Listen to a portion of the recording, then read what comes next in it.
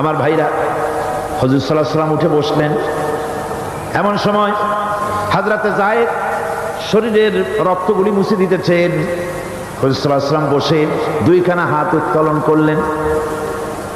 নবীজির চোখ থেকে পানি গড়ায় পড়তেছে। আরে কেউ নাই, আল্লাহ ছাড়া কেউ নাই সাহায্য করার।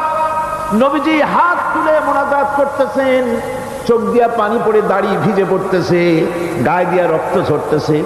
নবীজি কি দোয়াটা করলেন? বদদোয়া করলেন না, গজব দিতে বললেন না। নবীজি দোয়া করলেন, রব্বুল আলামিন, এই তায়েফের লোকেরা আজকে আমার সাথে যে ব্যবহারটা করেছে, ওরা বোঝে নাই যে আমি তোমার নবী, ওরা বোঝে নাই যে আমি তোমার রাসূল। না বুঝে আমার উপরে যে অত্যাচারটা করলো, আল্লাহ তুমি এই জন্য রাগ করে এই তায়েফে তুমি গজব দিও না। আল্লাহ পাক পরবর্তী সময় হুজুরকে স্মরণ করাই দিলেন, ওয়ামা আরসালনাকা ইল্লা রাহমাতাল লিল আলামিন।